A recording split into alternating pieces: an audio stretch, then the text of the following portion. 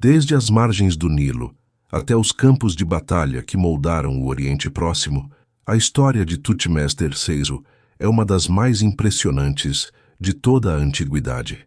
Neste vídeo, vamos acompanhar a trajetória de um jovem príncipe que, apesar de começar à sombra de uma poderosa rainha, transformou-se no mais brilhante comandante militar que o Egito já conheceu. Vamos explorar como ele combinou estratégia, audácia e diplomacia para ampliar as fronteiras do reino como nenhum faraó antes dele, criando um império vasto, próspero e temido. Ao longo dessa jornada, veremos não apenas suas conquistas militares, mas também sua habilidade política, sua relação com a corte, suas reformas internas e o legado que o fez ser lembrado como uma espécie de Napoleão do Antigo Egito, um líder cuja genialidade ultrapassou gerações. Se você gosta de história e quer acompanhar essa narrativa épica, curta o vídeo, inscreva-se no canal e venha comigo. A história de Thutmose III está apenas começando. Thutmose III nasceu em um período de intensas mudanças dentro da corte egípcia, numa época em que a 18ª dinastia se consolidava como uma das mais poderosas da história do Egito. Sua chegada ao mundo não ocorreu em meio ao mesmo prestígio reservado a herdeiros de mães de linhagem plenamente real. A mãe de Thutmose, chamada Iset, não era uma grande esposa real, tampouco possuía a ascendência nobre capaz de colocá-lo automaticamente no centro da sucessão. Isso não o impediu de ser reconhecido como filho legítimo do faraó Thutmose II e, portanto, detentor de um direito que, ainda que frágil politicamente, era real do ponto de vista dinástico. Desde seus primeiros dias, sua existência esteve cercada por intrigas e expectativas, e a forma como sua infância foi moldada influenciaria profundamente o governante que ele se tornaria. O ambiente palaciano que o recebeu era composto por sacerdotes influentes, generais experientes, conselheiros tradicionais e membros de famílias aristocráticas que disputavam acesso ao trono e aos favores do faraó. A morte de Thutmose II deixou um vácuo considerável, e o jovem Thutmose III, ainda criança, passou a representar não apenas um herdeiro, mas também uma peça central no jogo político.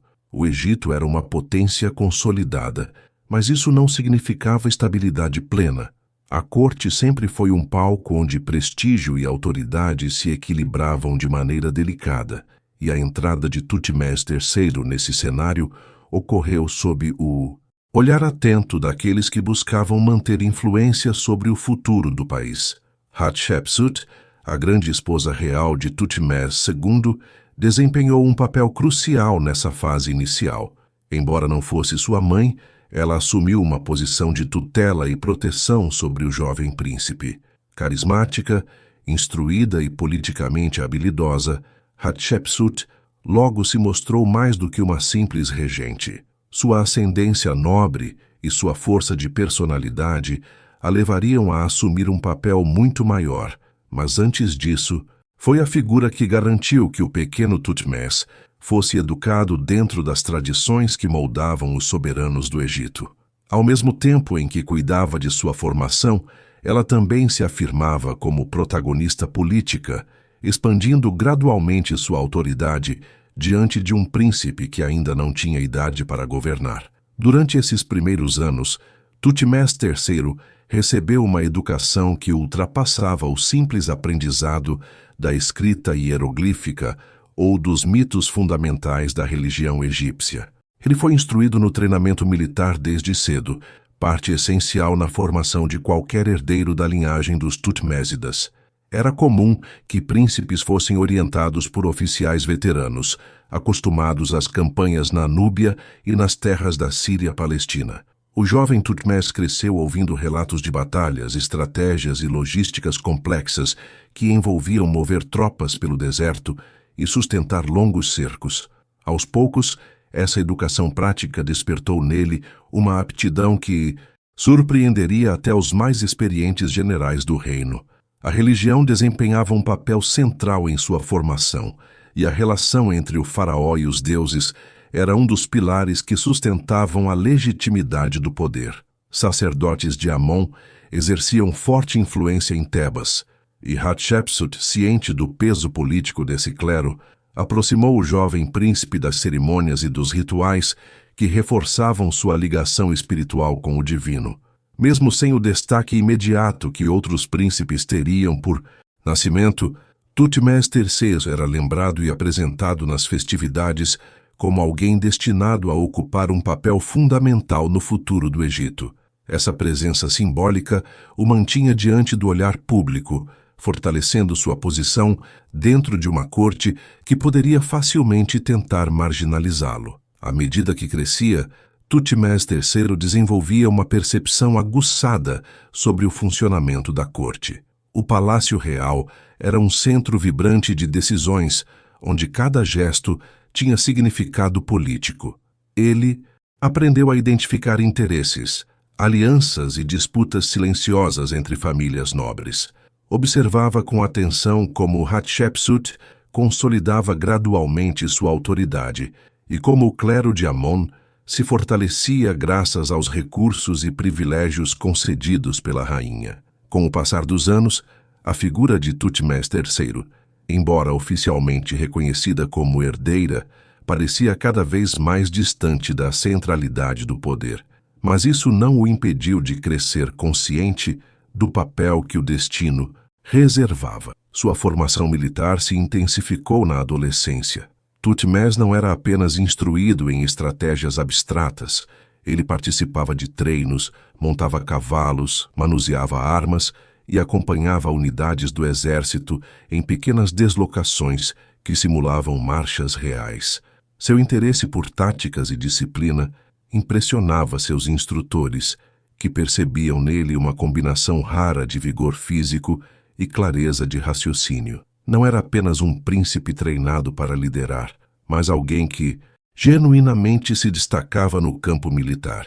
Com o tempo, começou a acompanhar oficiais de alto escalão e a observar a organização das tropas que protegiam as fronteiras do Império Egípcio.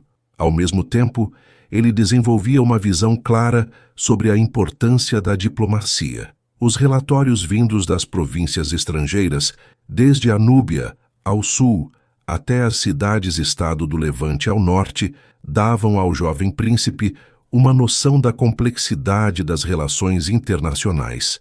O Egito não era isolado, era uma potência disputada, admirada e temida por seus vizinhos.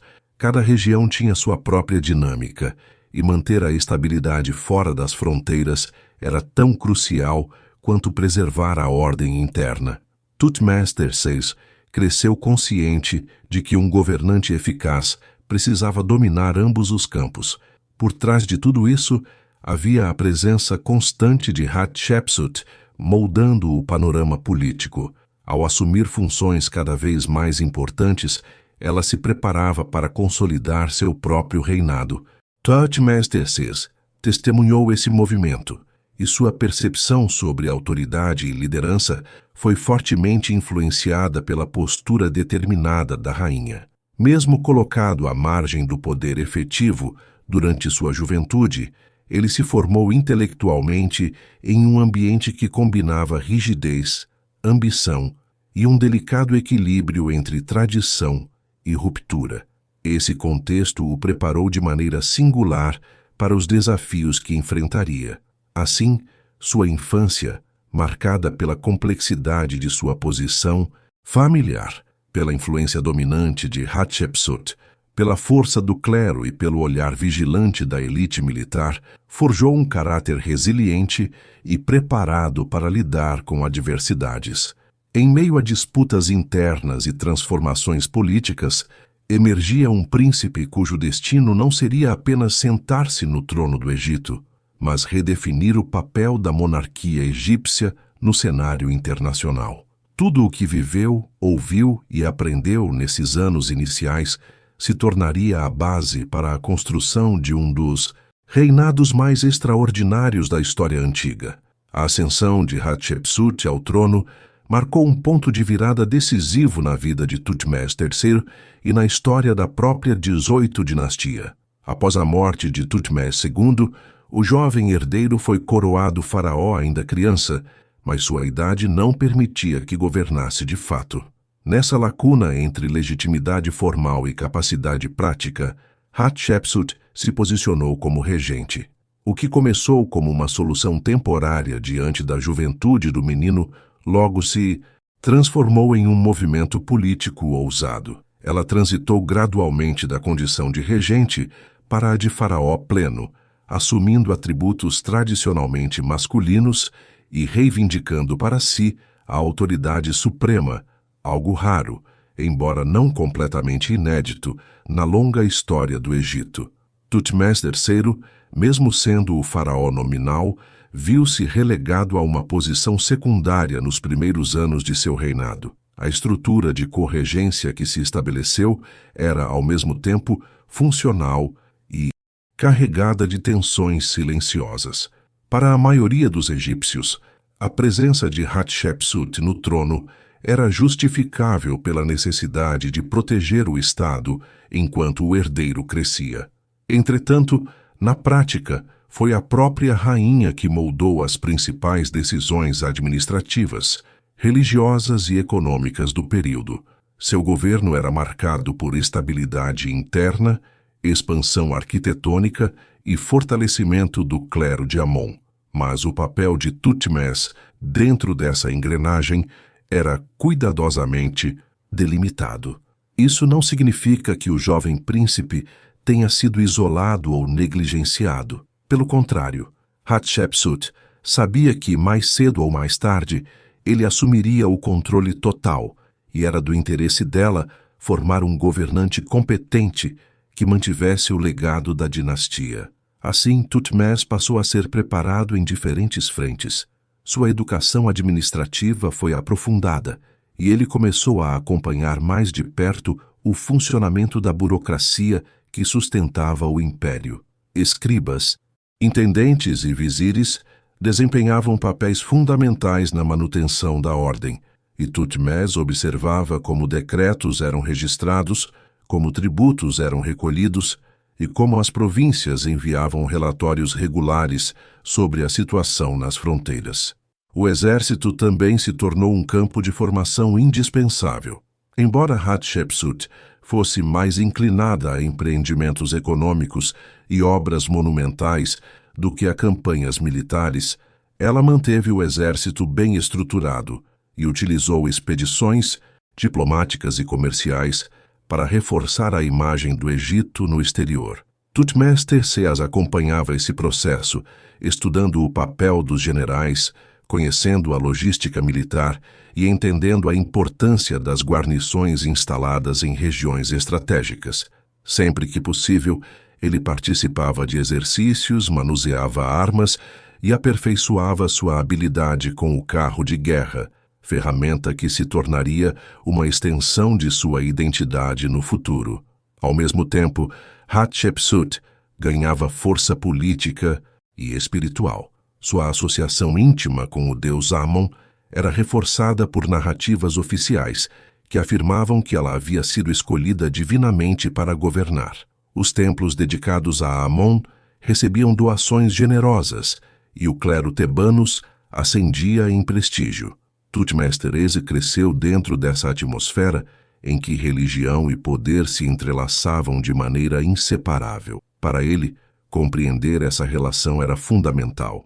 Um faraó forte não dependia apenas de vitórias militares, mas também da aprovação dos deuses, interpretada por sacerdotes hábeis. O jovem príncipe observava atentamente como Hatshepsut lidava com essas instituições e anotava mentalmente como seria necessário manter esse equilíbrio quando chegasse sua vez. Mesmo com a aparência de harmonia, a corte abrigava divisões profundas. Havia aqueles que apoiavam a legitimidade de Hatshepsut e admiravam sua habilidade de governo, enquanto outros viam na ascensão de uma mulher ao trono uma quebra perigosa da ordem tradicional. Esses grupos não confrontavam abertamente a rainha, mas suas disputas corriam por baixo da superfície.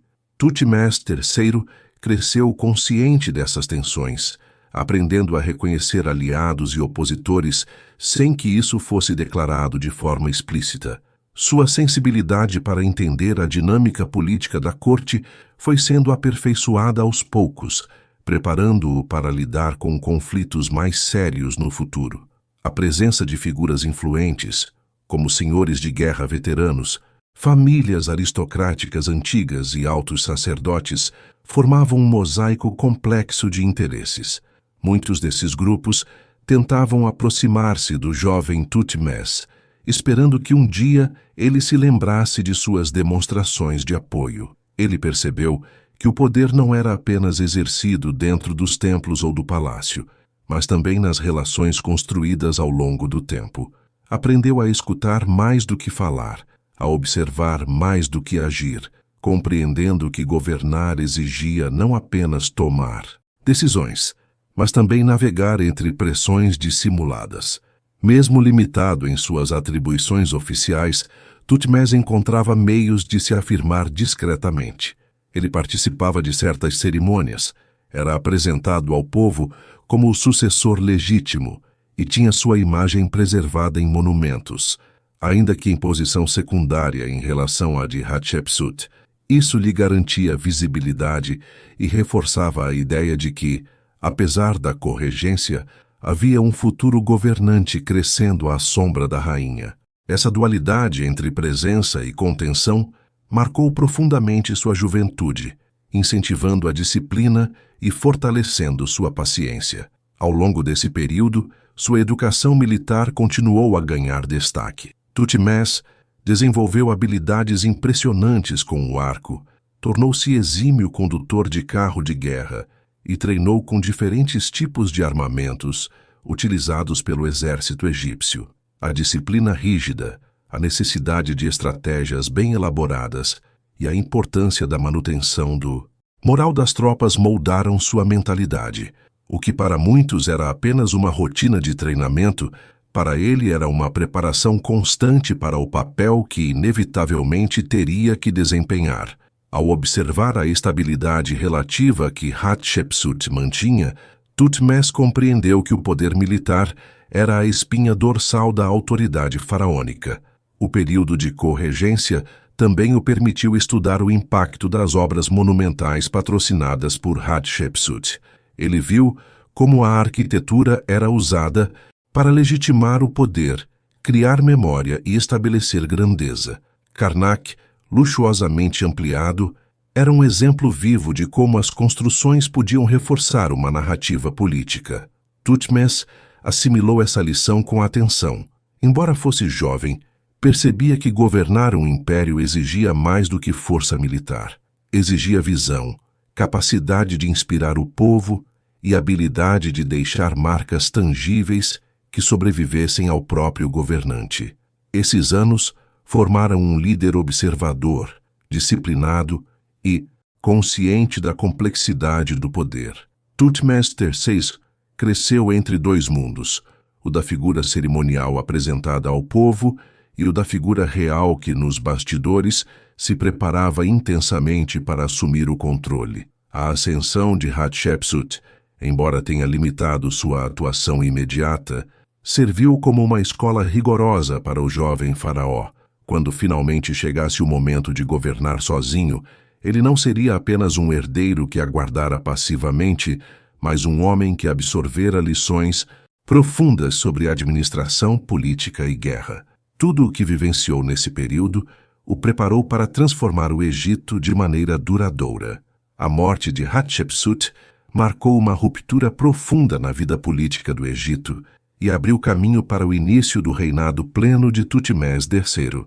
Embora oficialmente ele estivesse no trono desde a infância, somente agora assumiria a autoridade total, sem a sombra da poderosa figura que dominara o cenário egípcio durante tantos anos. O momento da transição foi delicado. A corte, acostumada à estabilidade proporcionada por Hatshepsut, observava atentamente os primeiros passos do novo governante. Alguns esperavam continuidade, Outros temiam mudanças bruscas, e havia aqueles que aguardavam ansiosos para medir a determinação do faraó recém-emancipado. Thutmose III, que durante tanto tempo atuara nos bastidores, compreendia a importância de reafirmar sua autoridade rapidamente. A estrutura de poder construída sob Hatshepsut era eficiente, mas não deixava de produzir tensões acumuladas. A rainha havia elevado a influência do clero de Amon e consolidado alianças internas que a sustentavam. Com sua morte, surgia o risco de disputa entre facções, cada uma tentando aproveitar a fragilidade do momento. Thutmose III sabia que o melhor caminho para evitar instabilidade interna era agir com firmeza, demonstrando segurança sem recorrer a ações precipitadas que pudessem alienar setores importantes da administração. Entre seus primeiros desafios estavam as províncias estrangeiras, especialmente as cidades-estado do Levante. Muitas delas haviam aceitado a dominação egípcia durante o governo de Hatshepsut, mas essa submissão nem sempre era sólida. Havia governantes locais esperando por qualquer sinal de fraqueza para romper seus compromissos com o Egito. Informações enviadas por mensageiros militares deixavam claro que chefes regionais estavam testando os limites da autoridade central. A combinação entre a transição de poder e a juventude do faraó podia ser interpretada como oportunidade para desafiá-lo. Thutmose III percebeu que restaurar a ordem exigia mais do que presença simbólica. Ele precisava se fazer sentir em cada canto do império. Antes de considerar operações militares em larga escala, concentrou-se em reorganizar a hierarquia administrativa. Escolheu cuidadosamente os oficiais que ocupariam as posições de maior responsabilidade, priorizando homens leais, experientes e capazes de tomar decisões rápidas em sua ausência.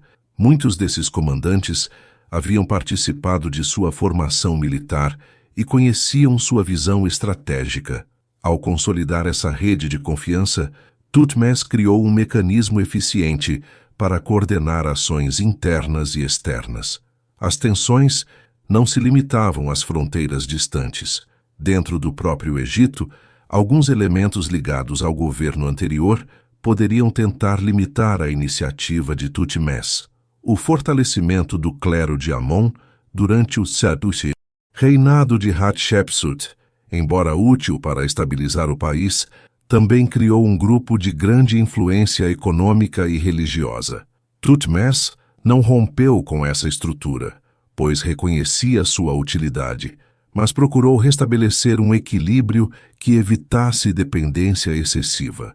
Introduziu medidas discretas para reforçar a autoridade do palácio e garantir que as instituições religiosas continuassem cooperando sem adquirir poder autônomo demais.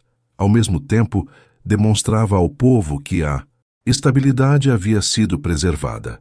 Participava de cerimônias públicas, reforçava sua imagem de líder legítimo e dava continuidade a alguns projetos arquitetônicos iniciados no reinado anterior. Essa continuidade visual, combinada com mudanças graduais nos bastidores, permitia que o Egito passasse pela transição sem sobressaltos. O faraó mostrava, assim, que segurança e renovação podiam conviver, mas era no campo militar que Thutmose III estava decidido a deixar sua marca. Antes de iniciar suas campanhas, ele procurou recuperar e fortalecer laços com comandantes veteranos que haviam servido sob seus antecessores. Reuniões estratégicas foram realizadas para analisar o estado das fortalezas ao sul, na Núbia, e das guarnições ao norte, nas regiões sírio-palestinas. O faraó acompanhava relatórios detalhados sobre provisões, rotas de abastecimento e número de tropas, preparando-se para agir onde fosse necessário. Essa preparação cuidadosa demonstrava que ele não agiria impulsivamente. Ao contrário, planejava cada movimento com rigor. A convivência com Hatshepsut o havia ensinado que governar exigia paciência e visão de longo prazo. Contudo, a situação internacional pedia mais do que manutenção das rotinas administrativas. Alguns chefes locais, especialmente os ligados à cidade de Megido e à coalizão sírio-cananeia, davam sinais claros de rebeldia. A capacidade do Egito de controlar o extremo norte do império estava em risco. Tutmés III observou essas movimentações com atenção e entendeu que permitir esse tipo de afronta, logo no início de seu reinado, seria desastroso. Era o momento de demonstrar força. Antes de reagir diretamente, porém, tratou de enviar mensageiros reforçando a posição egípcia. Esses emissários levavam não apenas ameaças veladas, mas também promessas de proteção e benefícios aos governantes dispostos a manter a lealdade. Tutmés não queria iniciar seu governo mergulhando o império em guerras múltiplas sem necessidade. Ele buscava restaurar a ordem e, ao mesmo tempo, medir a disposição dos rivais em testar seu poder. Essas primeiras comunicações foram essenciais para distinguir quais cidades seriam aliadas, quais permaneceriam leais sob pressão e quais se tornariam inimigas declaradas. A reorganização militar interna foi igualmente fundamental. Tutmés III revisou o treinamento das tropas, estimulou exercícios mais frequentes e reestruturou unidades essenciais, especialmente aquelas responsáveis pelos carros de guerra.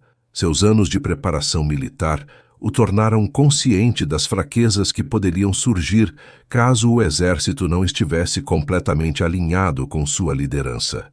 Ele investiu em oficiais promissores, recompensou soldados que demonstravam disciplina e fez ajustes que assegurassem uma resposta rápida a possíveis levantes. Uma das qualidades que o destacaria ao longo de todo o seu reinado começava a se manifestar ali: a capacidade de unir firmeza e estratégia com uma administração eficiente. À medida que tomava essas medidas, o faraó também dedicava tempo para compreender melhor a extensão dos problemas nas províncias estrangeiras. Cartas enviadas por governantes locais descreviam movimentações suspeitas, alianças emergentes entre cidades e ameaças vindas de potências externas. Uma rede complexa de relações se formava nas fronteiras do império, e Tutmés III sabia que, mais cedo ou mais tarde, teria de confrontar essas instabilidades. Ainda assim, antes de agir, consolidou seu domínio interno, demonstrando que o Egito estava sob controle e pronto para reagir a qualquer ofensiva. O início de seu governo pleno foi, portanto, marcado por uma combinação de prudência e determinação. Tutmés III não se precipitou, mas também não mostrou hesitação. Ele restabeleceu o equilíbrio entre o palácio e o clero, reorganizou sua administração, fortaleceu seu exército e se preparou para enfrentar as forças externas que ameaçavam a hegemonia egípcia. A transição após a morte de Hatshepsut, longe de enfraquecer o Estado, deu espaço para que Tutmés III demonstrasse não apenas sua legitimidade, mas também sua competência. Os movimentos iniciais que realizou formariam a base de um dos governos mais notáveis da história egípcia e estavam prestes a conduzi-lo ao cenário que o tornaria lendário. Quando ficou claro que algumas cidades-estado do Levante planejavam testar os limites da autoridade egípcia, Tutmés III percebeu que o momento decisivo havia chegado. A coalizão sírio-palestina, liderada principalmente pelos príncipes de Megido e Kadesh, começava a se organizar com ousadia. Esses governantes viram na transição de poder no Egito uma oportunidade para desafiar a hegemonia estabelecida pelos faraós anteriores. Sabiam que, se não agissem naquele momento, dificilmente conseguiriam romper os laços de vassalagem impostos por Tebas. A insurgência não era apenas uma revolta local. Tratava-se de um movimento coordenado que ameaçava diretamente a influência egípcia sobre uma região estratégica para comércio, tributos e controle político. Assim que recebeu relatórios sobre a formação da coalizão inimiga, Tutmés III convocou seus generais e iniciou os preparativos para a campanha. Ele sabia que não poderia permitir que a aliança rebelde ganhasse força. A hesitação apenas encorajaria outras cidades a se unirem ao movimento. A resposta precisava ser rápida, bem planejada e definitiva. A primeira decisão estratégica foi mobilizar o exército em Gaza, ponto tradicional de passagem das forças egípcias no caminho para o norte. Ali, Tutmés reorganizou as unidades, inspecionou pessoalmente o armamento e estabeleceu o ritmo de marcha que seria mantido até Megido. Seu conhecimento tático, acumulado ao longo de anos de treinamento, começava finalmente a ser aplicado em escala real. O avanço das tropas seguiu de maneira disciplinada, mas a verdadeira prova viria ao se aproximarem de Haruna. 3 rotas principais podiam ser utilizadas para chegar a Megido, e os generais egípcios naturalmente favoreceram as opções mais largas e seguras. Contudo, Tutmés III surpreendeu a todos ao propor o caminho mais estreito, arriscado e improvável, a passagem de Haruna. Essa rota impunha dificuldades severas. Era tão angusta que obrigava os soldados a marcharem em fila, expondo as unidades caso sofressem uma emboscada. Além disso, qualquer ataque inimigo poderia fragmentar o exército, impedindo uma resposta rápida. Ainda assim, Tutmés viu naquele caminho uma oportunidade excepcional. Se a coalizão inimiga estivesse posicionada nas rotas mais tradicionais, e tudo indicava que estava, então o elemento surpresa seria decisivo. Os conselheiros militares protestaram, temerosos de que uma aposta tão ousada comprometesse toda a campanha. Mas o faraó insistiu, confiando na sua leitura do cenário. Sabia que a audácia, se bem calculada, podia mudar o curso da guerra. Ele próprio liderou a marcha, demonstrando que não colocava seus homens em risco maior do que aquele que assumia para si. A travessia por Haruna foi exaustiva. As tropas avançavam ordenadamente, conscientes de que qualquer descuido poderia ser fatal. Durante horas, seguiram em silêncio tenso, mas ao emergirem do outro lado da passagem, o que encontraram confirmou a genialidade estratégica do faraó. O grosso das forças inimigas estava posicionado em lugares onde esperavam que o exército egípcio surgisse pelas rotas tradicionais. A coalizão havia sido completamente surpreendida. Tutmés III ordenou que as tropas se reorganizassem rapidamente, formando linhas de batalha antes que os chefes locais pudessem reagir. O combate que se seguiu marcou profundamente a história militar do Egito. A Batalha de Megido tornou-se célebre não apenas pela ousadia da manobra inicial, mas pela intensidade da luta.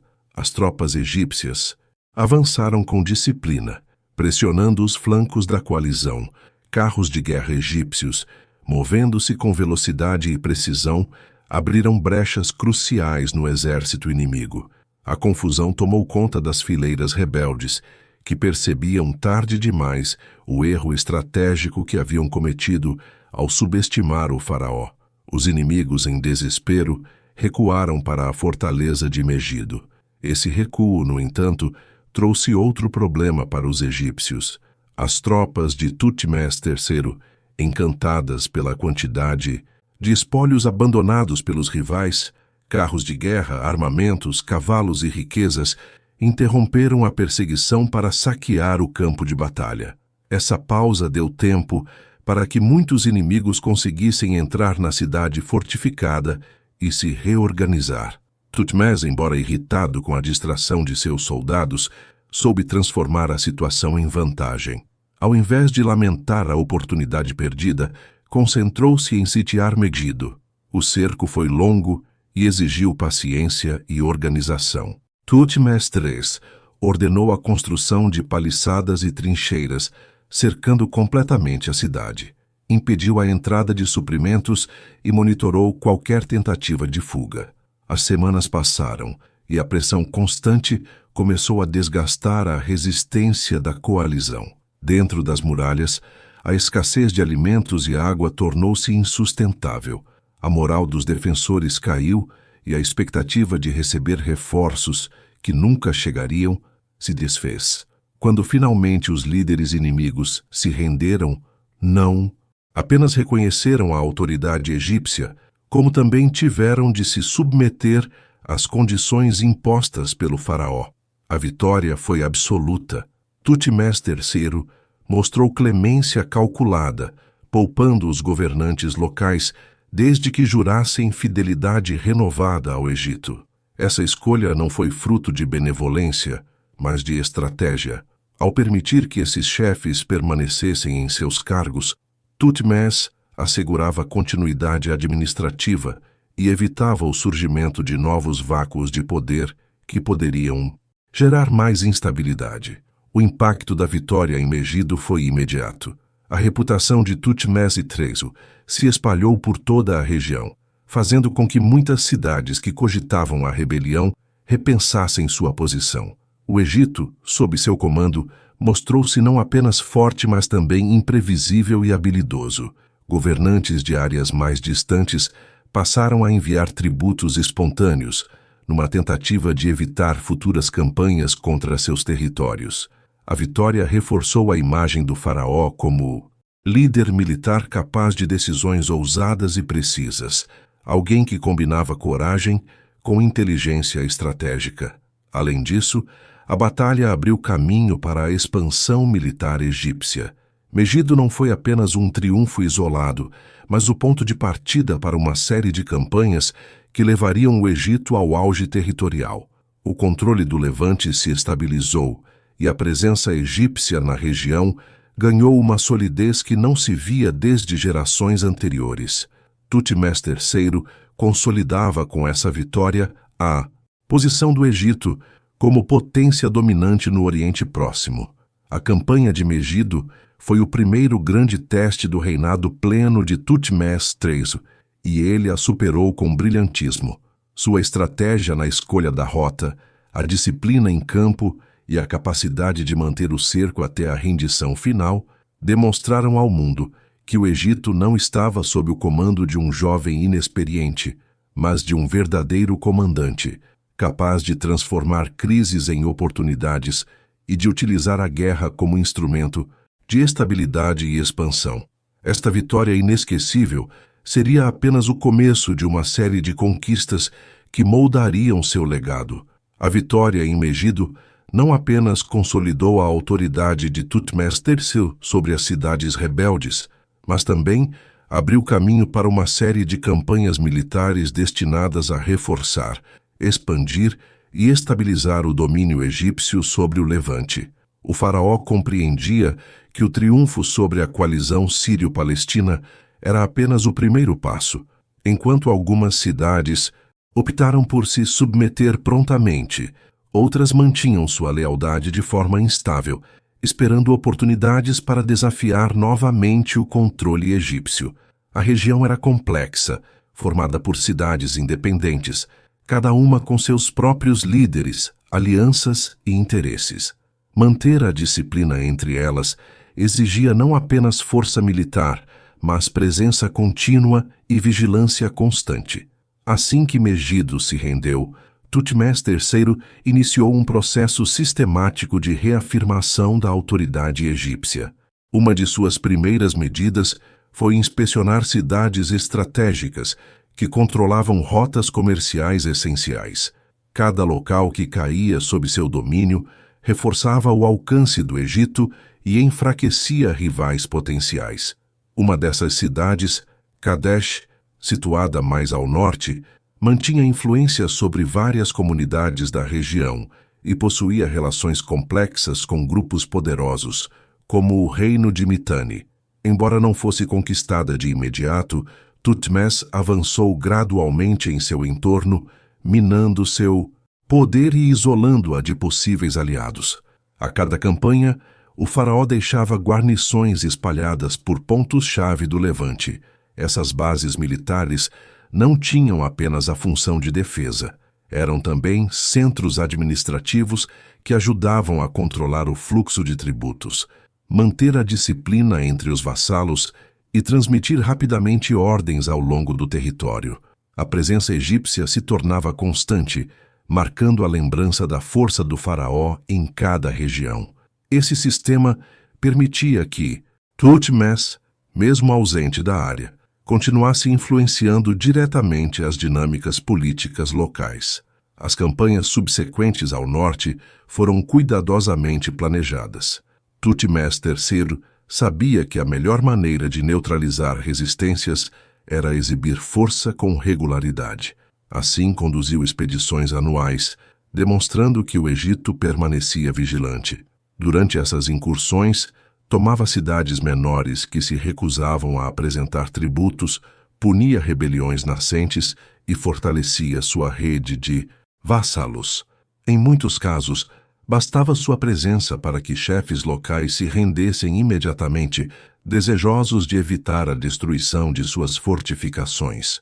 Com isso, a reputação de Thutmose como comandante eficaz e inflexível crescia rapidamente, ampliando o alcance de seu poder sem necessidade de combates extensos. A pacificação da região permitiu que o Egito passasse a explorar os benefícios econômicos proporcionados pelas novas conquistas. Tributos em ouro, prata, madeira de cedro, animais, tecidos finos e produtos artesanais fluíam em direção a Tebas. Essas riquezas eram fundamentais para manter a estabilidade interna, financiar construções monumentais e sustentar o exército. Além disso, o faraó recebeu prisioneiros de guerra, que se tornavam parte da força de trabalho dedicada a projetos reais. Com cada nova campanha, aumentava a prosperidade do Estado egípcio e se fortalecia o vínculo entre o palácio e as elites administrativas de Tebas. Thutmose III adotou uma abordagem clara para garantir que as cidades conquistadas permanecessem leais. Deixou seus governantes locais no lugar desde que jurassem fidelidade e enviassem tributos regularmente. Esse sistema de vassalagem preservava a estrutura interna dessas cidades e evitava que o Egito tivesse de administrar diretamente cada local, o que demandaria recursos excessivos. Em contrapartida, os líderes dessas cidades se tornavam dependentes da proteção militar egípcia, especialmente diante de ameaças externas, como o surgimento de rivalidades regionais. Cada vassalo sabia que sua posição estava condicionada ao respeito à autoridade do faraó. Para reforçar essa rede, Thutmose III instituiu auditorias constantes nas províncias submetidas. Escribas e mensageiros eram enviados para verificar se os tributos estavam sendo pagos e se a situação interna permanecia estável. O faraó monitorava até mesmo detalhes administrativos, demonstrando que sua atenção se estendia a todos os aspectos do território sob seu comando. Essa vigilância incessante reduzia significativamente as chances de rebelião, pois qualquer sinal de descontentamento era identificado e neutralizado rapidamente. Uma das campanhas mais importantes desse período envolveu o avanço rumo ao norte, onde Thutmose buscava enfraquecer a influência de Mitanni, uma das principais potências da época. Embora o confronto direto com esse reino ainda fosse reservado para campanhas posteriores, as ações no Levante serviam como preparação para o embate. Thutmose III e seus generais estudavam cuidadosamente as rotas comerciais e localidades estratégicas que conectavam as regiões sírio-palestinas à esfera de influência mitaniana. Tomar essas cidades significava cortar possíveis linhas de apoio e diminuir a capacidade da coalizão rival de se fortalecer. Durante essas expedições, o faraó não se limitou à força. Diplomacia, persuasão e demonstrações calculadas de generosidade também faziam parte de sua estratégia. Governantes que se mostravam cooperativos recebiam presentes, cargos honoríficos e garantias de estabilidade. Essa política equilibrada consolidava a ideia de que seguir o Egito não era apenas uma imposição militar, mas também uma oportunidade de prosperidade. Tutmés III sabia que alianças duradouras se construíam não apenas com ameaças, mas também com confiança. As campanhas no Levante também tiveram um impacto cultural expressivo. O contato com diferentes povos trouxe ao Egito novos produtos, artesanatos e conhecimentos. Muitos desses elementos foram incorporados ao cotidiano egípcio, enriquecendo sua economia e ampliando sua influência cultural.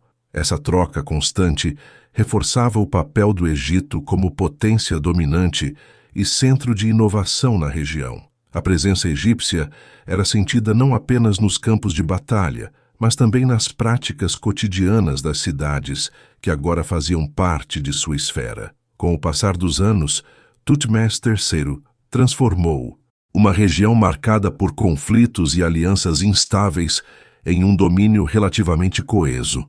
A combinação de campanhas militares, estratégia política e administração rigorosa resultou em uma rede de vassalagem forte o suficiente para manter a ordem mesmo na ausência do faraó. A coleta regular de tributos aumentava a prosperidade do Egito, enquanto a lealdade dos governantes locais estabilizava o cenário político. Ao final dessas campanhas, o Levante deixara de ser apenas uma área contestada e se transformara em uma extensão vital do Império Egípcio. As rotas comerciais estavam sob controle, os inimigos haviam sido enfraquecidos e a presença egípcia se tornara parte integrante da vida cotidiana de muitas cidades. Tutmés III consolidava pouco a pouco o poder do Egito e preparava o terreno para novas incursões em territórios ainda mais distantes. Seu objetivo não era apenas punir rebeldes ou garantir tributos imediatos, mas estabelecer uma hegemonia duradoura que colocaria o Egito no centro das relações políticas do Oriente Próximo. Essa fase de conquistas seria a base para as campanhas ainda mais ambiciosas que ele conduziria em direção ao norte, rumo ao coração das potências que disputavam espaço com o Império Egípcio. Após consolidar sua autoridade no Levante e estabelecer um sistema de vassalagem eficaz, Tutmés III voltou sua atenção para um objetivo ainda mais ambicioso: avançar até o Eufrates e confrontar diretamente o poderio mitânio. O reino de Mitanni, localizado ao norte, era uma das potências mais influentes da região, conhecido por sua cavalaria qualificada e por sua habilidade diplomática em tecer alianças entre cidades sírias e outras entidades políticas. O choque entre Egito e Mitanni era inevitável. A ascensão de Tutmés III era vista com inquietação por diversos governantes que temiam a expansão egípcia, enquanto o faraó sabia que, para manter a supremacia conquistada no Levante, precisava quebrar a espinha dorsal da influência mitaniana. As expedições rumo ao norte exigiam preparação meticulosa. Marchar até o Eufrates não era apenas uma demonstração de força, mas também uma operação logística complexa. O exército precisava atravessar centenas de quilômetros, passando por regiões montanhosas, cidades fortificadas e territórios onde a lealdade ao Egito ainda era recente. A cada etapa da marcha, Tutmés III reafirmava seu domínio, exigindo tributos, reorganizando administrações e reforçando guarnições. Sua presença constante mantinha governantes locais atentos, conscientes de que qualquer sinal de traição seria punido imediatamente. A campanha decisiva que o levou ao Eufrates ficou marcada como uma das mais impressionantes de seu reinado. Tutmés XVI conduziu seu exército até a cidade de Carquemish, um ponto estratégico localizado na margem ocidental do rio. Carquemish era vital para quem desejasse controlar as rotas comerciais entre o Mediterrâneo e a Mesopotâmia. Antes de avançar até lá, porém, o faraó precisou enfrentar forças aliadas aos mitânios que tentavam impedir seu progresso. Não se tratava apenas de batalhas isoladas, mas de uma série de confrontos que testavam a capacidade de adaptação do exército egípcio. Quando finalmente alcançou o Eufrates, Tutmés III realizou um gesto de profundo simbolismo político. Ordenou que uma estela comemorativa fosse erguida na região, declarando a presença do Egito e sua soberania sobre os territórios alcançados. Esse ato simbolizava a entrada do Egito no círculo das grandes potências do Oriente Próximo. Até então, poucas civilizações haviam demonstrado capacidade de projetar seu poder tão longe de seu território. A simples presença do exército egípcio às margens do Eufrates era uma mensagem clara para Mitanni e para qualquer outra potência emergente. O Egito era agora uma força capaz de influenciar diretamente os destinos da região. Os mitânios, percebendo o avanço egípcio, mobilizaram sua cavalaria, considerada uma das mais poderosas da época. Embora não haja registros detalhados sobre uma batalha campal monumental entre Egito e Mitanni nessa primeira grande incursão, é evidente que houve confrontos significativos, nos quais o exército de Tutmés III demonstrou superioridade tática e disciplina. O faraó utilizou uma combinação eficaz de infantaria leve, arqueiros e carros de guerra para enfrentar a cavalaria inimiga. Cada vitória fortalecia sua reputação, tanto entre seus soldados quanto entre os governantes estrangeiros que observavam atentamente o desenrolar dos acontecimentos. O impacto dessas vitórias reverberou por todo o Oriente Próximo. As potências menores, que antes oscilavam entre apoio ao Egito ou a Mitanni, passaram a buscar alianças com Tutmés III, reconhecendo sua força crescente. Governantes de diversas regiões enviaram presentes e delegações diplomáticas, buscando assegurar relações positivas com o faraó. Esse fluxo de emissários não era apenas um sinal de respeito, mas uma admissão silenciosa de que o Egito havia se tornado o ator dominante na política internacional da época. Com as conquistas no norte, Tutmés III não apenas enfraqueceu Mitanni, mas também abriu novas rotas comerciais para o Egito. O controle sobre áreas próximas ao Eufrates permitiu acesso facilitado a produtos valiosos da Mesopotâmia, como metais, tecidos finos e animais raros. A economia egípcia prosperou ainda mais, sustentada por tributos, comércio e o fluxo constante de riquezas estrangeiras.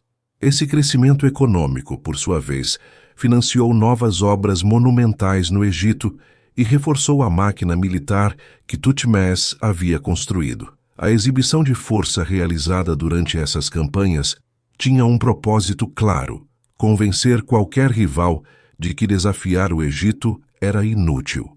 Tutmés III entendia perfeitamente o papel psicológico da guerra. Marchar por longas distâncias, derrotar inimigos em seu próprio território e deixar monumentos comemorativos eram formas de moldar a percepção do poder egípcio. Governantes distantes, que talvez nunca enfrentassem o faraó diretamente, ouviam relatos sobre seu exército e adotavam uma postura mais cautelosa.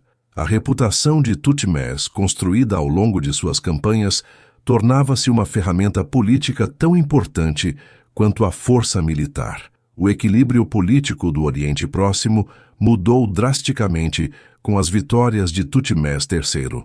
Mitanni, antes uma das maiores potências, viu sua influência diminuir. As ligações entre as cidades sírias e seus antigos protetores enfraqueceram, enquanto a presença egípcia se tornou incontornável. Com cada nova cidade vassala, com cada governante submetido, o Egito consolidava sua rede de alianças e ampliava sua esfera de influência.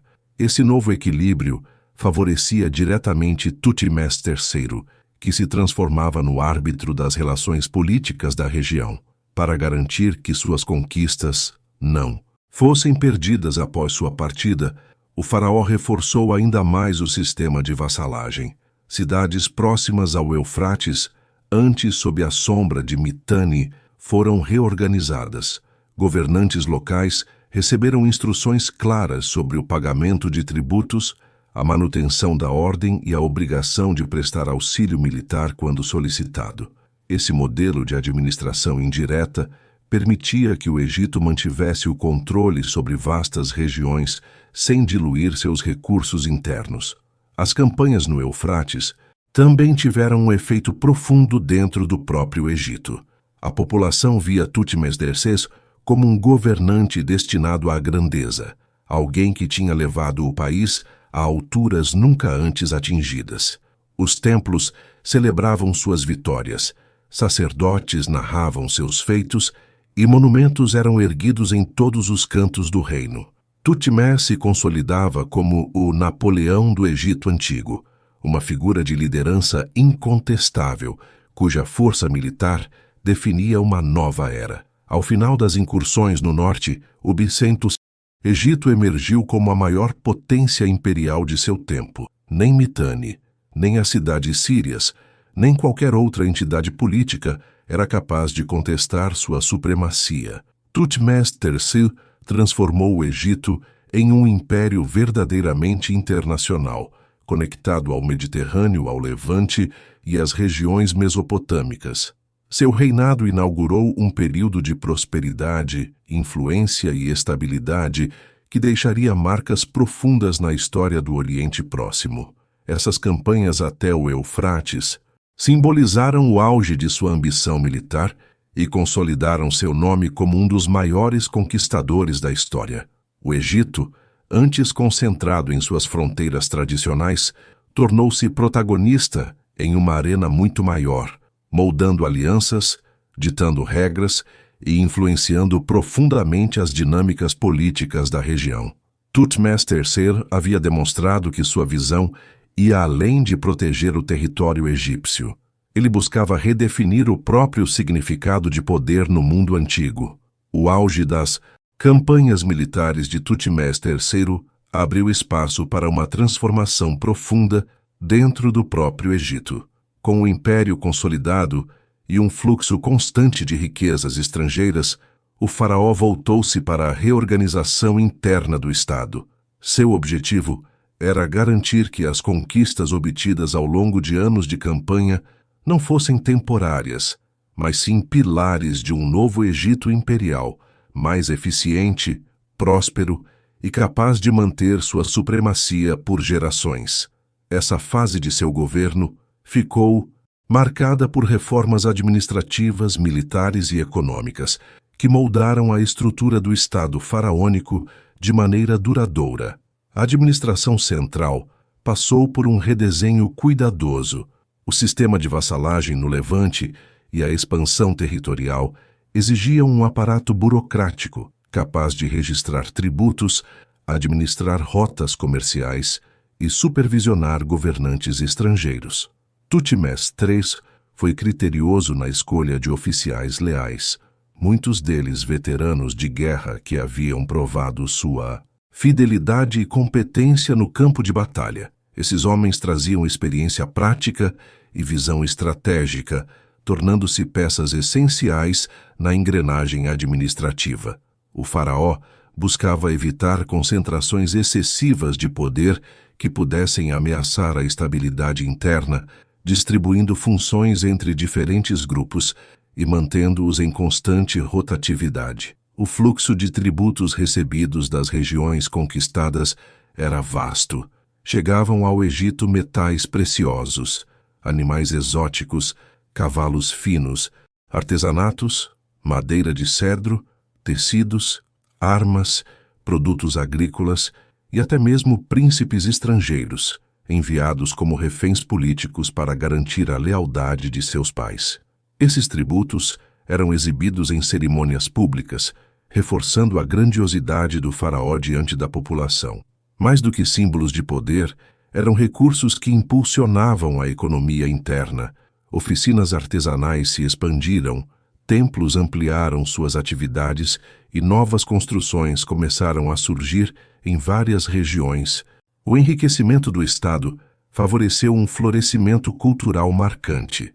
Com recursos abundantes, Thutmese III patrocinou extensas obras arquitetônicas, ampliando templos e erguendo monumentos destinados a celebrar não apenas sua figura, mas também o panteão egípcio. O templo de Karnak dedicado a Amon recebeu atenção especial. Diversos relevos e inscrições foram adicionados para registrar as campanhas militares e as oferendas trazidas de terras distantes. A arte egípcia, impulsionada pela abundância material, tornou-se mais detalhada, mais ampla e mais variada. Escultores e artesãos tinham acesso a materiais novos, incorporando influências estrangeiras sem abandonar a estética tradicional. Essa circulação constante de bens estrangeiros também trouxe ao Egito novos estilos, objetos e tecnologias. O contato com culturas sírias e mesopotâmicas ampliou o horizonte cultural do país. Modelos de armas, técnicas de metalurgia e elementos decorativos foram gradualmente assimilados. E embora o Egito tivesse uma identidade artística muito sólida, a convivência com essas influências deu origem a uma fase visualmente rica, capaz de combinar tradição e inovação. O exército, que havia sido a base da ascensão de Tutmés III, passou por uma reorganização igualmente profunda. Ao longo de quase 2 décadas de campanhas, o faraó havia acumulado um conhecimento militar inigualável. Ele compreendia como as unidades egípcias respondiam em campo, quais formações eram eficazes e como adaptar táticas contra diferentes inimigos. Essa experiência prática guiou reformas que tornaram o exército mais profissional e mais preparado para conflitos futuros. Os carros de guerra, por exemplo, passaram a ser produzidos em maior escala, com melhorias na leveza e na resistência dos materiais. Novos centros de treinamento foram criados, onde jovens soldados aprendiam não apenas técnicas de combate, mas também estratégias de movimentação em terrenos variados. A cavalaria, inspirada em modelos mitâneos, começou a ganhar espaço. Embora os egípcios não fossem conhecidos por uma tradição equestre tão forte quanto seus rivais do norte, Tutmés III percebeu o valor de incorporar táticas estrangeiras que pudessem ampliar a versatilidade de seu exército.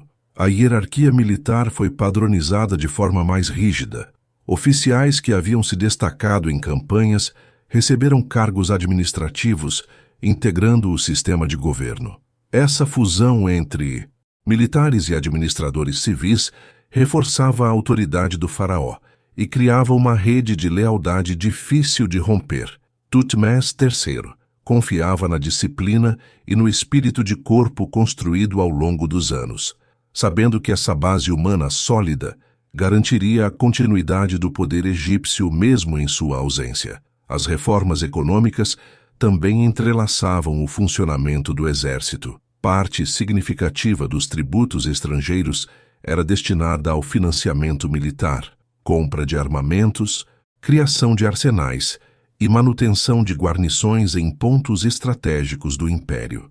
O controle de rotas comerciais proporcionava novas tarifas e impostos, gerando recursos constantes. Esse ciclo de riqueza sustentava a máquina militar, que, por sua vez, garantia a estabilidade do império, criando um modelo de poder que dependia tanto da força quanto da eficiência administrativa. A vida cotidiana dos egípcios também mudou nesse período de prosperidade. Com mais recursos circulando, surgiram oportunidades para camponeses, artesãos e comerciantes. A elite burocrática cresceu e ganhou prestígio, enquanto famílias inteiras ascendiam socialmente por meio do serviço estatal. Templos, agora enriquecidos por doações e tributos, tornaram-se centros econômicos ainda mais influentes, empregando um grande número de pessoas e administrando vastas propriedades agrícolas. O florescimento cultural promovido por Tutmés III não se limitou à arquitetura ou à arte, mas também atingiu a religião e o imaginário coletivo. Amon, o deus que sustentava simbolicamente o poder do faraó, viu seu culto se expandir de forma extraordinária. Sacerdotes de Karnak adquiriram maior presença política, e o faraó, consciente dessa relação, reforçou as cerimônias que o associavam diretamente à divindade. Esse vínculo religioso não era apenas espiritual, mas também político. Consolidava a imagem de Thutmose III como escolhido dos deuses, legitimando seu domínio sobre um império tão vasto quanto diverso. As reformas internas também tinham um propósito prático: minimizar o risco de instabilidades futuras. Ao reorganizar o exército, fortalecer templos aliados e modernizar a administração, Thutmose III criava um arcabouço institucional capaz de resistir a períodos de crise. Ele havia testemunhado, ainda jovem, as tensões do reino durante o governo de Hatshepsut e sabia o quanto disputas internas podiam comprometer a estabilidade. Suas reformas visavam justamente evitar que tais tensões se repetissem. Outro aspecto relevante foi a forma como Thutmose III lidou com governadores provinciais e autoridades locais dentro do próprio Egito. Ele reforçou a supervisão central, limitou o poder de nobres que pudessem agir de forma autônoma e garantiu que altos cargos fossem ocupados por pessoas de confiança.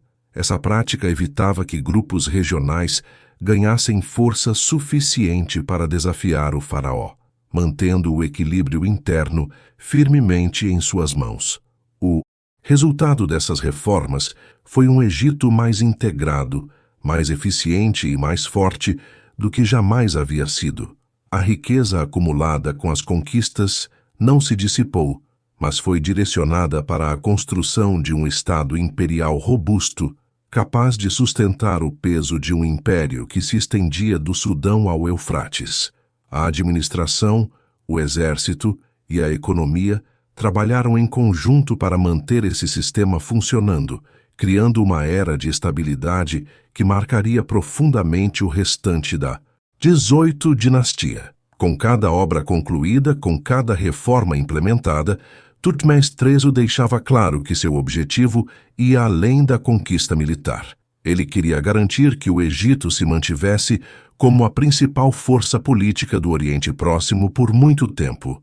Seu reinado passou a ser visto como um modelo de eficiência imperial, em que a força e a organização caminhavam lado a lado. Era o triunfo de um governante que entendia a guerra, mas que também compreendia a importância da administração interna, dando ao Egito não apenas poder, mas também estrutura para preservá-lo. Essas transformações profundas consolidaram o país como uma potência que combinava capacidade militar, riqueza e estabilidade administrativa. E foi justamente essa fusão de elementos que sustentaria o legado de Thutmose III, preparando o terreno para as etapas finais de seu reinado e para o impacto duradouro que sua figura exerceria sobre a história do Egito e do Oriente Próximo. Com o Império consolidado e o Egito vivendo um período de prosperidade sem precedentes, Thutmose III voltou-se para uma dimensão que para os faraós era tão estratégica quanto a guerra: a arquitetura monumental. Monumentos, templos e estruturas grandiosas não eram simples obras físicas, mas instrumentos de poder, ferramentas simbólicas e meios de eternizar a memória de um reinado. Para Thutmose III, essa etapa era essencial. Ele havia conquistado territórios distantes, reorganizado o Estado e fortalecido o exército. Agora era hora de gravar sua presença nas pedras, nos muros e nas colunas que atravessariam gerações. O templo de Karnak tornou-se o centro de suas ambições arquitetônicas. Dedicado ao deus Amon, a divindade que legitimava seu poder e sustentava a ideologia da realeza, Karnak não era apenas um local de culto, mas o coração espiritual do Egito. Thutmose III compreendia profundamente a importância desse espaço. Ele sabia que a relação entre Faraó e Deus precisava ser reafirmada constantemente e que cada nova construção, cada parede erguida, cada inscrição detalhada contribuía para fortalecer o vínculo simbólico entre seu governo e a vontade divina. Assim, ao investir intensamente nesse complexo, o faraó consolidava sua autoridade diante do povo e reforçava sua posição dentro da própria elite sacerdotal. Em Karnak, Thutmose III patrocinou uma série de projetos, incluindo uma sala de festivais que se destacou por sua grandiosidade e sofisticação arquitetônica. Esse espaço tinha múltiplas funções. Abrigava celebrações religiosas, registrava seus feitos militares e servia como um palco simbólico para a renovação constante da união entre rei e divindade. As paredes da sala foram cobertas com relevos que narravam suas campanhas, formando um enorme registro visual de sua carreira militar. Esses relatos esculpidos não eram meras decorações, eram instrumentos de propaganda que ensinavam, lembravam e exaltavam seus feitos para gerações futuras. Em cada linha entalhada, ficava clara a intenção de eternizar a memória de um faraó que havia ampliado o Egito a uma escala inédita. Além da sala de festivais, Thutmose III ampliou pátios, ergueu obeliscos e ordenou a construção de novos portões monumentais. Os obeliscos, em particular, carregavam forte simbolismo. Representavam a conexão entre o faraó e o divino, funcionando como raios petrificados do sol que tocavam diretamente a terra.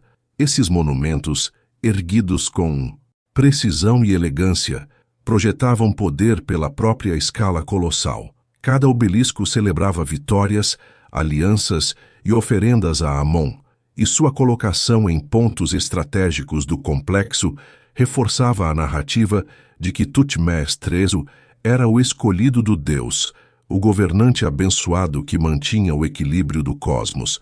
O clero de Amon, que já possuía grande influência política e econômica, viu sua posição crescer ainda mais durante o reinado de Thutmose III. Com as reformas internas, os templos haviam se tornado centros de administração e economia, e Karnak, em particular, transformou-se em uma instituição poderosa, capaz de gerir terras, tributos e trabalhadores especializados.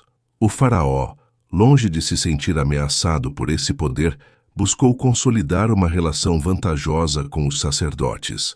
Patrocinar grandes obras era uma forma de garantir o apoio desse grupo, que desempenhava papel essencial na legitimação do poder real. Quanto mais monumentos dedicados a Amon, o faraó, construía, mais reforçava a imagem de sua realeza sagrada. Apesar de sua proximidade com o clero, Thutmose III manteve firme controle sobre suas atividades. Ele participava das cerimônias religiosas mais importantes e fazia questão de se mostrar como instrumento direto da vontade divina, não apenas como mero protetor dos templos. Sua presença nos festivais reforçava a ideia de equilíbrio entre o poder espiritual, representado pelos sacerdotes, e a autoridade suprema do faraó. Era uma relação cuidadosamente construída, na qual cada parte reconhecia o papel da outra na manutenção do Estado. Thutmose III sabia que a estabilidade política também dependia de equilíbrio religioso, e suas obras monumentais ajudavam a solidificar essa harmonia. Além de Karnak, o faraó empreendeu projetos em diversas regiões do Egito e até fora dele. Santuários, capelas e pequenos templos foram erguidos ao longo do Vale do Nilo, espalhando sua presença por todo o território. Essas construções funcionavam como marcos de autoridade, lembrando a população de que o poder central estava sempre presente, mesmo nas regiões mais distantes. Em algumas delas, Thutmose III incluiu inscrições celebrando suas conquistas no exterior, conectando diretamente as vitórias militares ao favor dos deuses e a ordem cósmica. A mensagem era clara: conquistar territórios não era um ato de ambição humana, mas uma missão sagrada. No Egito, a arquitetura era também uma forma de diálogo entre o governante e o povo. Cada monumento carregava significados múltiplos. Para os sacerdotes, eram locais de culto e expressão teológica. Para o povo, eram obras impressionantes que reforçavam a sensação de estabilidade. Para a elite, eram provas concretas do poder e da prosperidade do Estado. Para Tutmés III, eram instrumentos políticos que davam forma à sua visão imperial. Ao investir em construções grandiosas, o faraó criava uma paisagem simbólica que encapsulava os valores de seu reinado, força, ordem e legitimidade. O simbolismo religioso incorporado às construções era profundo. Em muitos templos, Tutmés III fez questão de se representar, oferecendo dádivas aos deuses, sobretudo a Amon. Essas cenas eram mais do que simples imagens devocionais. Eram declarações visuais de uma relação direta entre governante e divindade. Ao se mostrar constantemente em atitude de oferenda, ele reforçava a ideia de que sua autoridade derivava do favor divino, legitimando toda a estrutura política e militar que sustentava o império. O público que visitava esses templos absorvia essa mensagem e reconhecia o faraó como peça indispensável na manutenção da ordem universal. A monumentalidade das obras refletia também o poder material acumulado pelo Egito. Os recursos provenientes dos tributos estrangeiros permitiram a contratação de artesãos especializados, o transporte de pedras de regiões distantes e a organização de equipes numerosas para a execução de projetos complexos. A economia dinâmica sustentava a produção arquitetônica, e a produção arquitetônica, por sua vez, reforçava a economia ao gerar trabalho e redistribuir riqueza. Esse ciclo virtuoso era uma característica marcante do reinado de Tutmés III, no qual a guerra alimentava a prosperidade e a prosperidade alimentava a força política e espiritual do Estado. A arquitetura também se tornava um meio de superar o passado. Ao crescer sob a sombra de Hatshepsut, Tutmés III conviveu com construções erguidas durante o governo da rainha, algumas das quais ele mais tarde modificaria ou reinterpretaria. Embora não tenha destruído completamente sua memória, ele se empenhou em reforçar sua própria narrativa, ampliando templos e erguendo monumentos que contavam sua versão da história. Suas obras marcavam simbolicamente a transição de um período de corregência para uma era de conquistas e supremacia egípcia no exterior. Por onde se olhava, as marcas de seu reinado se multiplicavam. Grandes pórticos decorados com cenas cerimoniais, obeliscos projetando sombras sobre praças sagradas, novos espaços ritualísticos que acolhiam procissões. Tudo isso compunha uma paisagem arquitetônica que transmitia grandeza.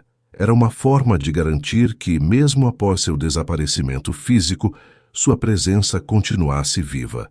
Tutmés III entendia que a pedra era uma extensão de sua autoridade, um meio de perpetuar sua memória muito além de sua vida. Ao final desse período de intensa atividade arquitetônica, o Egito havia se transformado. A paisagem monumental construída por Tutmés III reforçava a imagem de um faraó que não apenas expandiu o território, mas também moldou a identidade religiosa, política e estética de sua época. Os templos que ergueu e ampliou continuariam sendo visitados, celebrados e interpretados por séculos, testemunhando o reinado de um líder que soube utilizar a arquitetura como linguagem de poder. Essas obras, profundamente entrelaçadas com a religião e a política, davam forma a um império seguro de si, orgulhoso e consciente de sua força. A figura de Tutmés III, esculpida em colunas, altares e paredes, tornava-se inseparável do próprio Egito.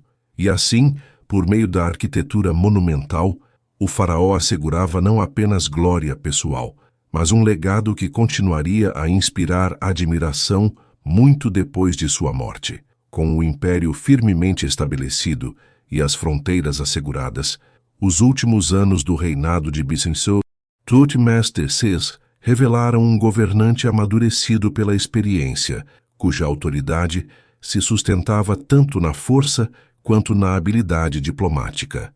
Depois de inúmeras campanhas, o faraó percebeu que manter um império era um desafio tão grande quanto conquistá-lo. A estabilidade exigia vigilância constante, negociação cuidadosa e a capacidade de intervir rapidamente sempre que surgisse qualquer ameaça, por menor que fosse. Essas últimas décadas de governo marcaram uma fase de equilíbrio político, em que Thutmose III alternava firmeza militar com uma diplomacia sutil, cultivada ao longo de anos, lidando com chefes locais, reis estrangeiros e potências rivais. O império alcançava uma extensão impressionante, e sua manutenção dependia de redes de comunicação eficientes, guarnições posicionadas em locais estratégicos e governadores leais espalhados pelas províncias. O sistema de vassalagem que o faraó havia aperfeiçoado ao longo de suas campanhas funcionava agora como uma engrenagem bem calibrada.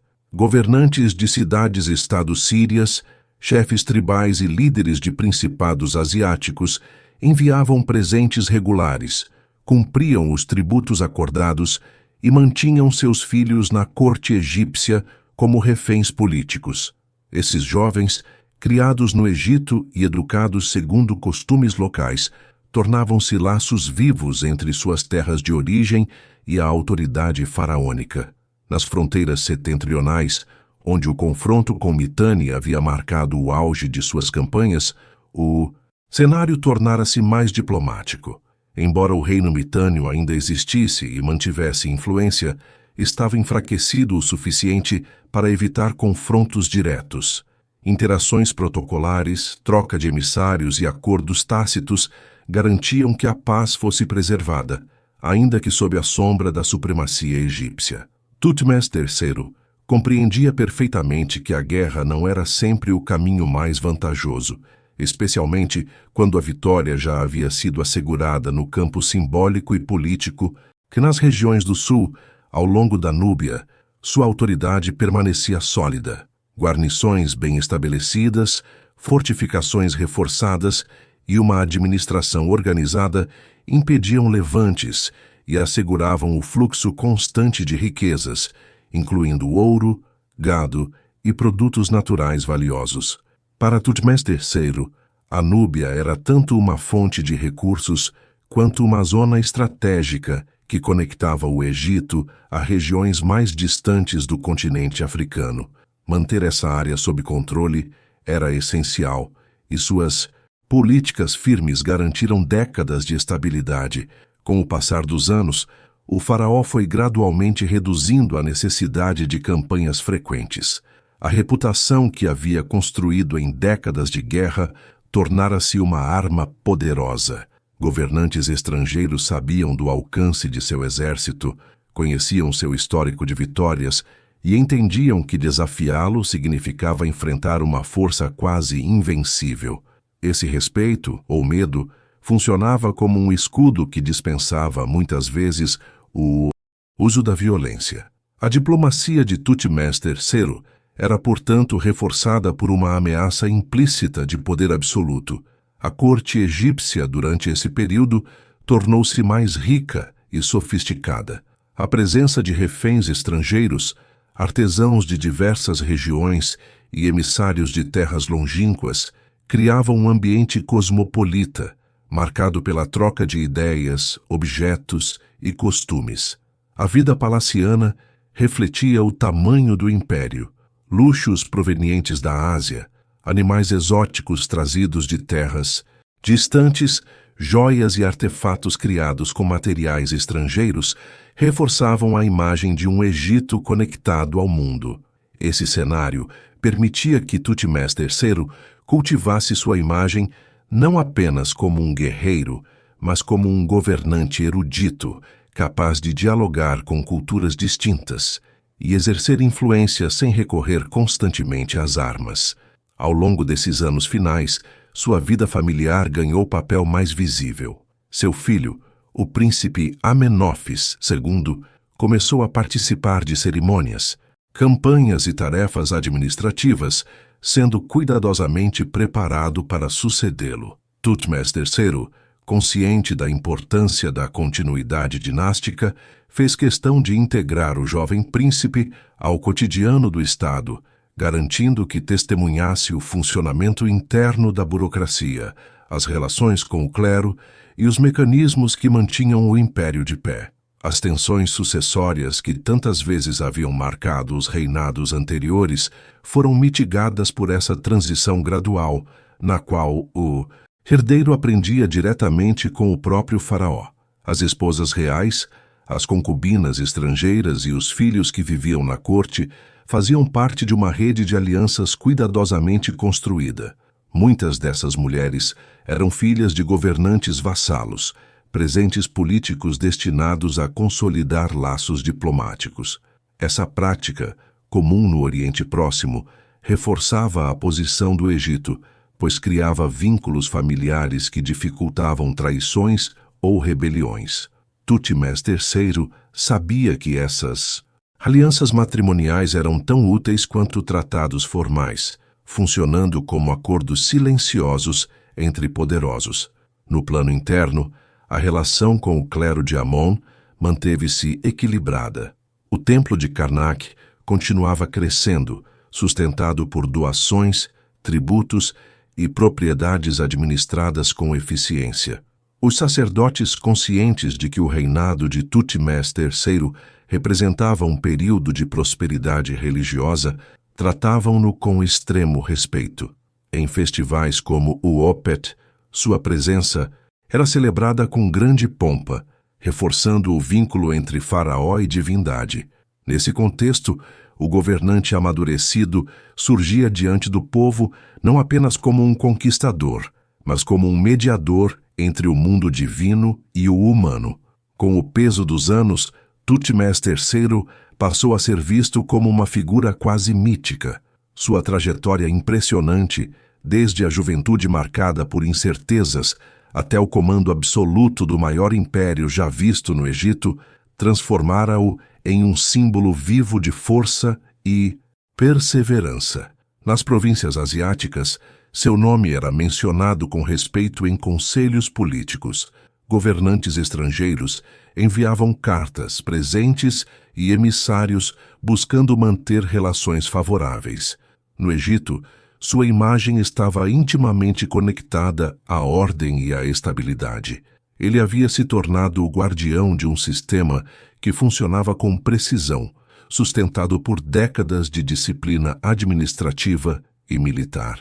Apesar dessa maturidade serena, Thutmose III não perdeu completamente a energia que o caracterizara como jovem líder militar. Quando surgiam problemas específicos, como atrasos no pagamento de tributos ou rumores de alianças suspeitas, ele mostrava-se disposto a agir.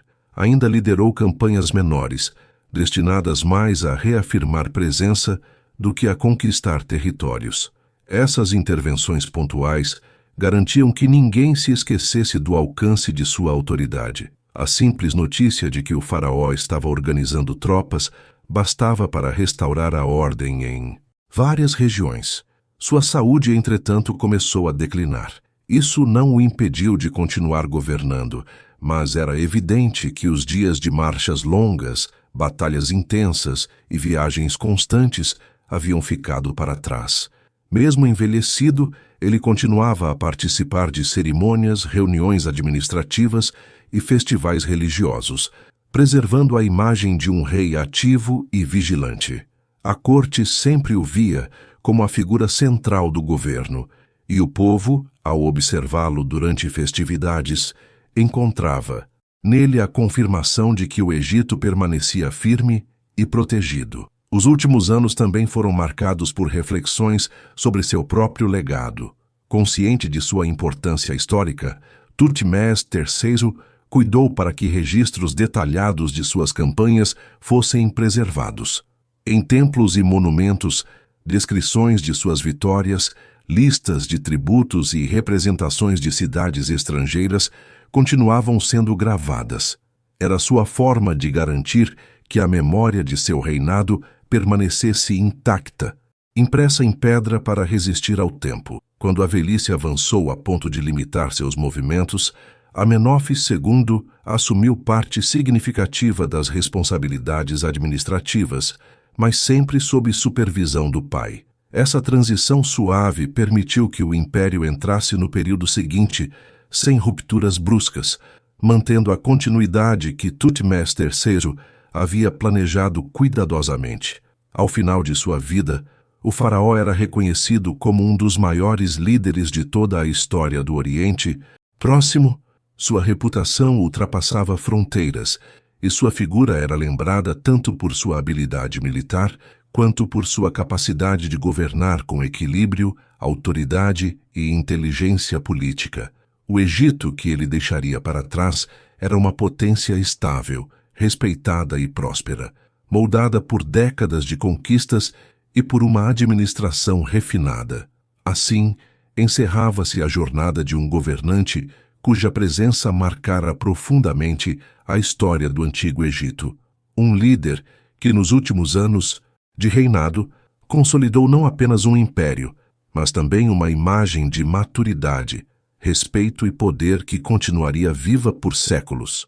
A morte de Thutmose III marcou o fim de uma era extraordinária para o Egito, encerrando a vida de um líder que havia passado décadas moldando o destino de reinos inteiros. Após um reinado longo, dinâmico e repleto de campanhas, ele chegou ao crepúsculo de sua jornada já como uma figura imensamente respeitada dentro e fora das fronteiras do Nilo. Os últimos anos haviam sido dedicados à manutenção do vasto império, construído com tanta energia e estratégia. Quando finalmente faleceu, provavelmente por causas naturais associadas à idade avançada, deixou para trás não apenas um Estado bem administrado, mas uma estrutura política, militar e econômica que sustentaria o Egito por gerações.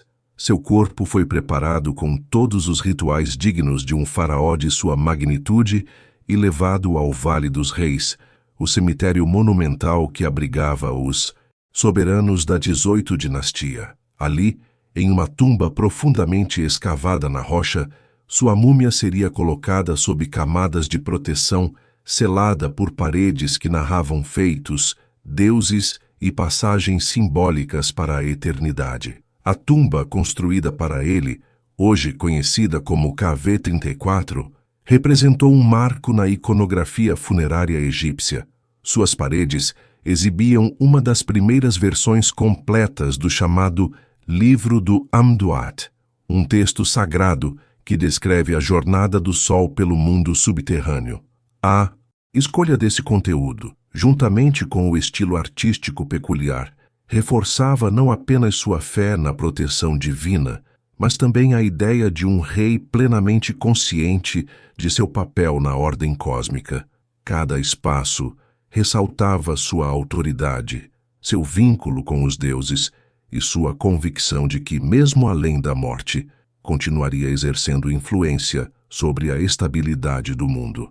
A organização do túmulo refletia a visão de um soberano que havia passado a vida construindo caminhos para o futuro e que desejava manter esse mesmo equilíbrio no além. Entretanto, o destino de sua memória não seria tão estável quanto o próprio túmulo pretendia sugerir. Após sua morte, o Egito entrou em um período marcado por mudanças políticas que afetaram profundamente a maneira como sua figura seria lembrada. Seu sucessor imediato, Amenófis II, esforçou-se para reforçar sua própria autoridade e manter o império herdado, mas também iniciou um processo discreto de redefinição da narrativa histórica da dinastia. Em certos monumentos, especialmente aqueles associados ao período de Hatshepsut, há sinais de intervenções que buscaram reposicionar as figuras centrais do passado recente. Thutmose III, que durante anos conviveu com a sombra política da madrasta, tornou-se posteriormente associado aos motivos que levaram ao apagamento do nome dela em diversos monumentos. Embora seja difícil comprovar que ele tenha sido o responsável direto pela campanha de destruição de suas imagens, essa relação influenciou consideravelmente a forma como estudiosos posteriores interpretaram sua personalidade e suas intenções. Com o passar dos séculos, a imagem de Thutmose III enfrentou novas camadas de reinterpretação.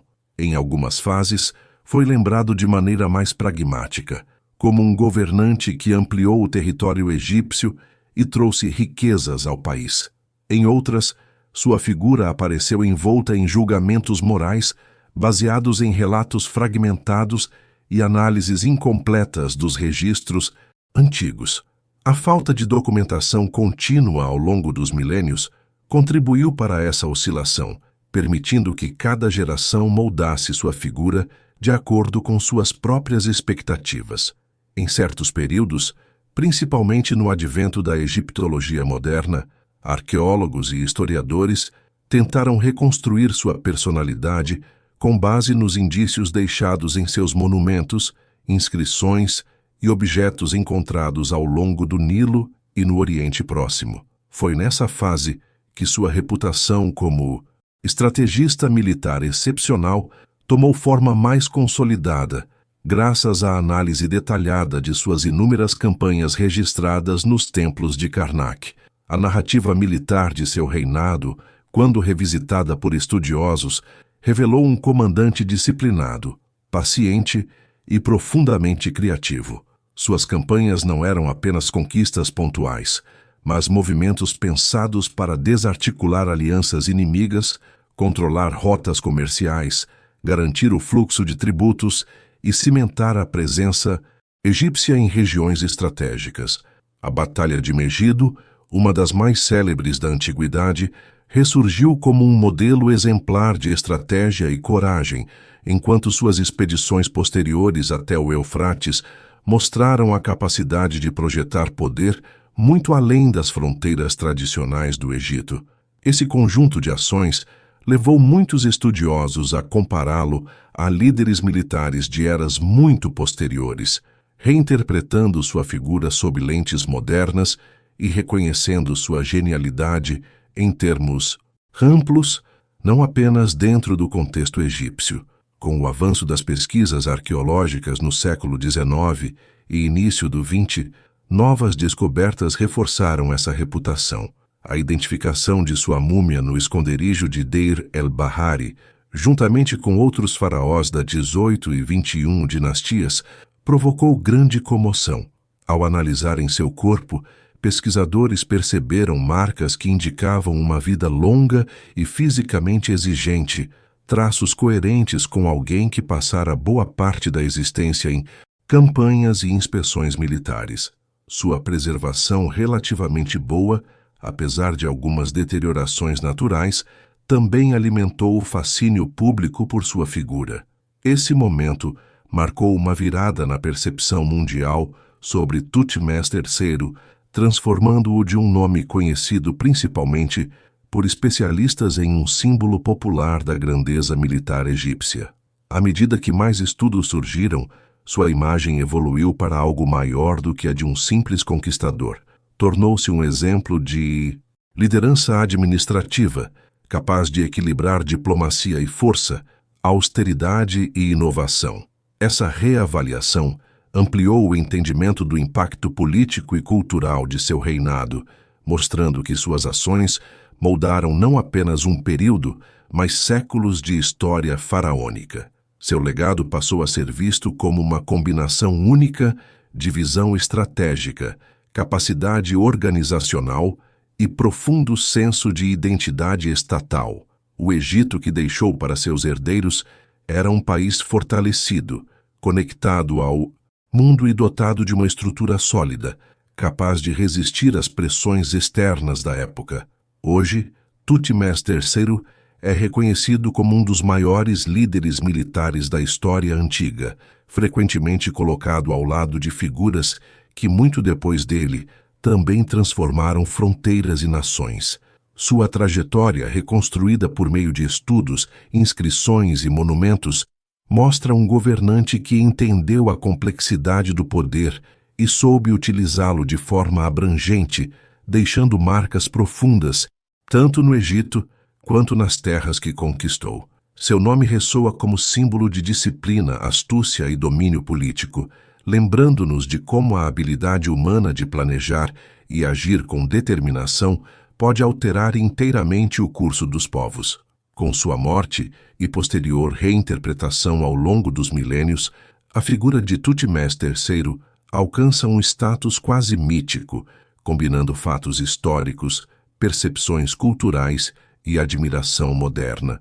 Ele permanece como testemunho de uma era em que a força egípcia atingiu seu auge, refletindo uma visão de mundo em que liderança e poder se manifestavam por meio de grandes obras, estratégias impressionantes e um senso profundo de continuidade histórica. Mesmo enterrado nos vales silenciosos da margem ocidental do Nilo, sua presença ainda ecoa como uma das mais marcantes da antiguidade, lembrando-nos do impacto duradouro de um governante que soube transformar desafios em conquistas e consolidar para sempre seu lugar entre os gigantes da história.